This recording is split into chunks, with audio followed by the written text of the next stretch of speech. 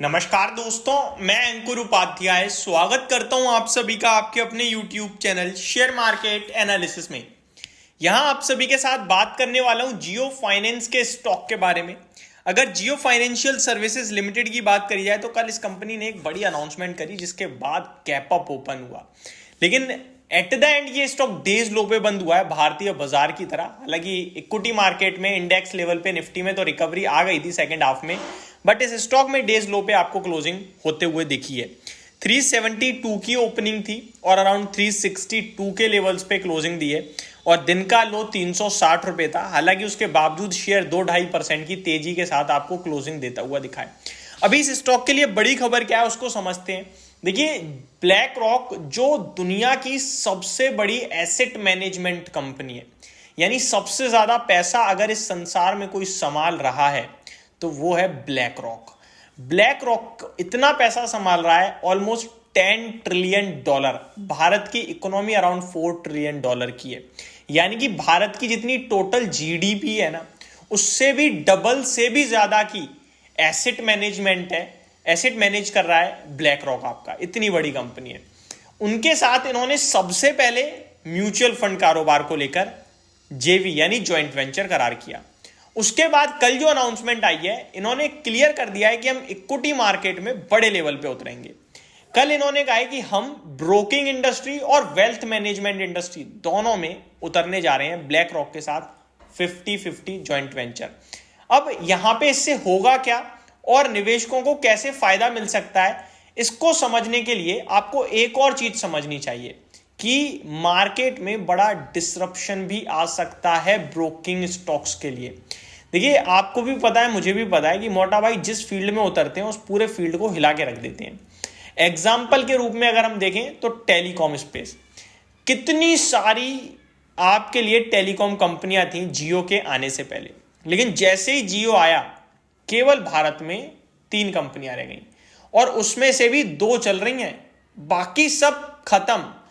आज की डेट में बहुत सारे लोगों को तो आई थिंक बाकी की टेलीकॉम कंपनियां जो एग्जिस्ट करती थी जियो से पहले, उनके नाम भी नहीं पता होंगे।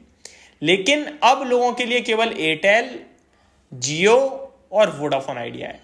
केवल इन्होंने मार्केट में आके बाकी लोगों को खत्म नहीं करा, अपने आप को सबसे बड़ा प्लेयर भी बना दिया। जियो करंटली हाईएस्ट सब्सक्राइबर्स ओन करती है, यानी कि हाईएस्ट यूजर है जियो के पास, एयरटेल से भी ज्यादा। तो ये सारी चीजें आपको क्लियरली दर्शाता है कि मोटा भाई जब उतरते हैं तो उनके पास ऐसी स्ट्रेटजीज होती हैं कि वो उस क्षेत्र में अपने आप को अव्वल दब्बे पे लेके चले जाते हैं। टॉप प्लेयर्स के नाम में तो उनका नाम आता ही आता है। करंटली अगर ब्रोकिंग इंडस्ट्री की बात करूं मैं, तो सबसे बड़ा प्लेयर आपके लिए अगर एक्टिव क्लाइंट्स के मामले में देखा जाए तो ज़ीरोधा है। अच्छा खासा पैसा भी बना रहा है। रिसेंटली म्यूचुअल फंड भी उन्होंने अपना फंड हाउस फंड भी लॉन्च किया, 1000 करोड़ का AUM भी कर दिया। वहीं दूसरी तरफ देखें तो आपके लिए एंजल वन, अपस्टॉक, ये सब भी काफी अच्छा कर रहे हैं। एंजल वन का आपके लिए शेयर मार्केट में शेयर भी है जो काफी हेल्दी परफॉर्मेंस दिखाता है, टाइम टू टाइम बढ़िया रिटर्न्स भी दे रहा है, अपने इन्वेस्टर्स को ग्रोथ भी अच्छी है।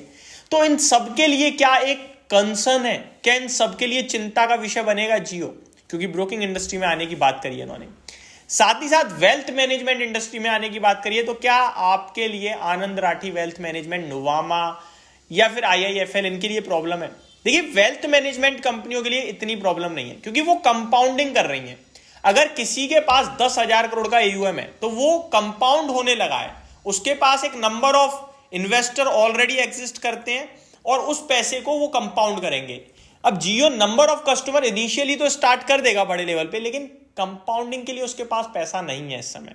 वो मान के चलो, अगर आप SIP कर रहे हो और आपकी SIP क्या है कि एक समय आने पे हो गई है 1 करोड़ की, अब वो 1 करोड़ के हिसाब से बढ़ेगी। 1 करोड़ पे वो अगर 1% भी बढ़ेगी तो आपका सीधे सीधे 1 लाख का प्रॉफिट आएगा। लेकिन आप शुरू ही अभी करो तो वो शुरू तो कर सकते हो, लेकिन वो कंपाउंड करके पैसा वहां नहीं पहुंचा पाओगे एकदम से। तो जिन वेल्थ मैनेजमेंट कंपनियों का अच्छा खासा AUM हो गया है वो तो ग्रो करती रहेंगी, उनके लिए इतना चिंता नहीं है। लेकिन ब्रोकिंग इंडस्ट्री ऐसी है, सब कुछ क्लाइंट है, उनका क्लाइंट बेस डेफिनेटली अच्छा है, लेकिन ये क्लाइंट ही को तो खींचेंगे, क्लाइंट ही तो उनके खत्म करेंगे, इनकी तो स्ट्रेटेजी कुछ ऐसी होगी। तो बहुत बड़े लेवल पे गेम होने वाला है आने वाले समय में। 2 तरीके से देखना है, बाकी की ब्रोकिंग कंपनीज के लिए अलग और जियो किस तरीके से इसमें काम करता है उसके लिए अलग। तो मेरे को लगता है कि जियो फाइनेंशियल का जो ये कदम है ये बहुत तगड़ा हो सकता है, और अगर इन्होंने एग्जीक्यूट करा दमदार तरीके से तो ये बहुत बड़ा फील्ड है, बड़ा प्लेयर बनने की दम रखता है जियो यहाँ से। हालांकि अभी करंट भाव पे अगर कोई बोले क्या लेके बैठ जाए भाई अगर ऐसा है तो मेरे को लगता है अभी प्लान लॉन्च किया है, अब कैसे करेंगे देखने वाली बात है। म्यूचुअल फंड का इन्होंने जॉइंट वेंचर करार किया था, अभी तक उस पर कोई फाइनल आगे अपडेट आई नहीं है, लाइसेंस वगैरह सब मिल गए हैं, शुरू कब होगा कैसे बढ़ेगा वो सब अभी कुछ नहीं है, लेकिन हो जाएगा। सेम चीज यहाँ अनाउंसमेंट हो गई है, अब लाइसेंस वगैरह अप्रूवल वगैरह आएंगे पहले सबके, फिर धीरे धीरे स्थापित होंगी, फिर चीजें बनेंगी। तो ये सारी चीजें आपको समझनी होंगी, देखनी होंगी। बाकी की कंपनियां भी देखो डेफिनेटली सर्विस प्रोवाइड कर रही हैं और टाइम टू टाइम करती रहेंगी, लेकिन जियो फाइनेंशियल के स्टॉक होल्डर्स के लिए ये काफी पॉजिटिव खबर थी, जिसके दम पर शेयर भागा भी है। अभी यहाँ से फ्रेश एंट्री एग्जिट की राय कोई भी नहीं दूंगा मैं, क्योंकि 9,000 के पी पे थोड़ा सा दिक्कत लगती है। तो ये मेरी तरफ से सारी की सारी अपडेट थी, होप आपको सब कुछ समझ में आ गया होगा। Thank you so much for watching this video, have a great day guys.